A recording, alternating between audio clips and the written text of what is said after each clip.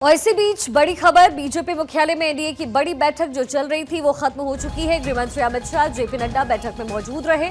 सहयोगी दलों के केंद्रीय मंत्री भी बैठक का हिस्सा रहे हैं। जीतन राम मांझी, जयंत चौधरी बैठक से निकल चुके हैं। सीआर पाटिल, गिरिराज सिंह बैठक से निकल चुके हैं। गृह मंत्री अमित शाह जब बीजेपी मुख्यालय पहुंचे थे तब की तस्वीर निर्मला सीतारमण तस्वीरों में नजर आ रही है आपको। ये जो बैठक एनडीए की चल रही थी वो इस समय खत्म हो चुकी है। धर्मेंद्र प्रधान अब तस्वीर में, जीतन राम मांझी, जयंत चौधरी इस समय बैठक से निकल चुके हैं। इसके साथ ही सीआर पाटिल और गिरिराज सिंह भी बैठक से निकल चुके हैं। तो इस मीटिंग का हिस्सा कई कैबिनेट मंत्री भी रहे। गृह मंत्री अमित शाह, जेपी नड्डा बैठक में मौजूद रहे। गृह मंत्री की अध्यक्षता में इस मीटिंग को रखा गया था। दिल्ली बीजेपी मुख्यालय से बड़ी खबर।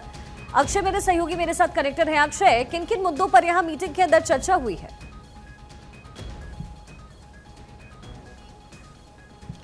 शिखा, देखिए, आज बीजेपी की बैठक बुलाई गई थी और एनडीए के सहयोगियों को इसमें बुलाया गया।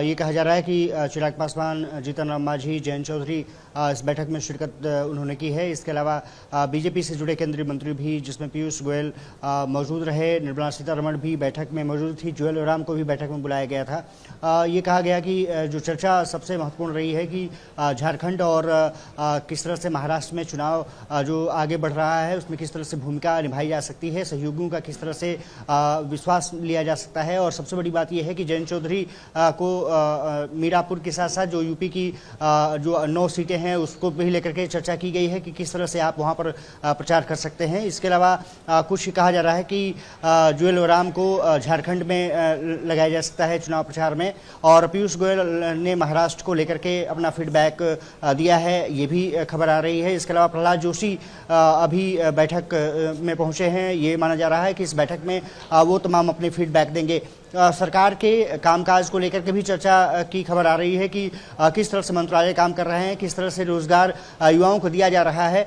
इसको लेकर के स्किल डेवलपमेंट मिनिस्टर से भी चर्चा की गई है और जयंत चौधरी ने अपनी उसमें बात रखी है कि किस तरह से वो प्लान कर रहे हैं। ये माना जा रहा है कि बीजेपी आक्रामक तरीके से प्रचार करना चाहती है, उसमें फीडबैक मंत्रियों का इसलिए लिया गया है ताकि युवाओं को बताया जा सके चुनाव प्रचार में कि किस तरह से सरकार आपकी मदद करने जा रही है, आने वाले समय में किस तरह से काम सरकार करने जा रही है, उसको लेकर के चर्चा इसमें की गई है।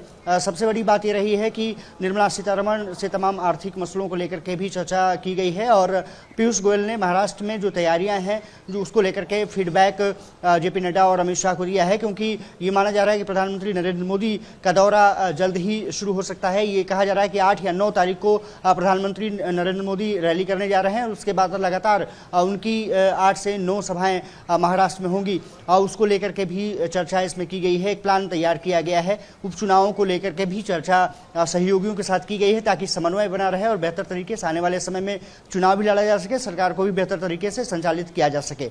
एक चीज़ और है कि अब ये कहा जा रहा है कि दिल्ली को लेकर के भी बैठक बुलाई गई है जिसमें कि वीरेंद्र सचदेवा और अरविंदर सिंह लवली, क्योंकि अरविंदर सिंह लवली आपने देखा होगा शिखा, पहले कांग्रेस में थे, फिर बीजेपी में आए, फिर भी बीजेपी छोड़कर कांग्रेस चले गए थे और उसके बाद वापसी फिर से बीजेपी में उन्होंने की है।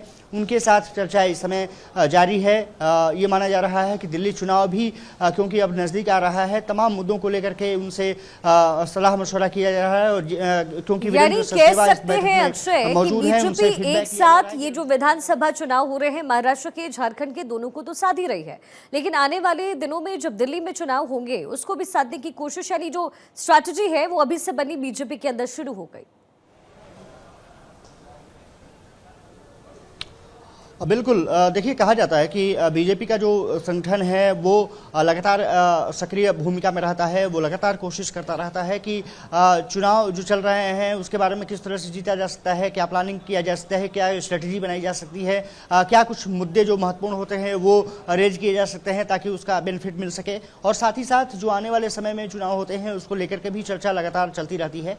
यही वजह रही है कि पहले एनडीए के तमाम मिनिस्टरों को बुलाया गया, बीजेपी से जुड़े तमाम मंत्रियों को बुलाया गया, गया, जिनकी भूमिका महाराष्ट्र चुनाव और झारखंड चुनाव में हो सकती है उन पर चर्चा की गई, उनकी योजनाओं के बारे में जानकारी ली गई और निश्चित रूप से उस पर फीडबैक तैयार किया गया है। उस फीडबैक को प्रधानमंत्री नरेंद्र मोदी और तमाम संगठन के लोग से जुड़े हुए लोगों को तक पहुंचाई जाए ताकि जो झारखंड में चुनाव हो रहे हैं, महाराष्ट्र में जो चुनाव हो रहे हैं, उसमें उन सभी मुद्दों को उठा करके अपने पक्ष में माहौल किया जा सके। इसके साथ साथ अब क्योंकि फरवरी में ये माना जा रहा है कि विधानसभा चुनाव दिल्ली में होने हैं और विधानसभा चुनाव दिल्ली में महत्वपूर्ण हो जाते हैं क्योंकि लोकसभा में बीजेपी लगातार बेहतर करती रही है, चाहे 2014 की बात रही हो, 2019 की बात रही हो, 2024 की बात रही हो, लेकिन विधानसभा चुनाव में वो कहीं ना कहीं फिसलती हुई दिखती है। और उसकी सबसे बड़ी वजह रही है कि विधानसभा चुनाव में उतने तरीके से समन्वय के साथ चुनाव कहीं ना कहीं नहीं लड़ा जा सका है और यही वजह रही है कि उस माइन्यूट मुद्दे को लेकर के भी चर्चा की जा रही है ताकि माइक्रो लेवल पर अच्छी तैयारी रहे और इस बार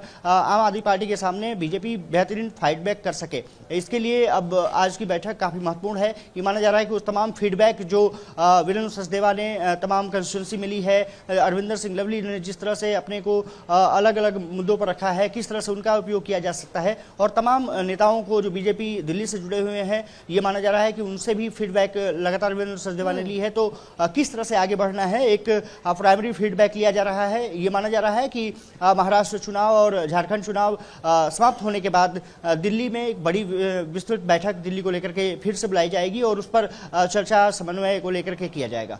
शिखा।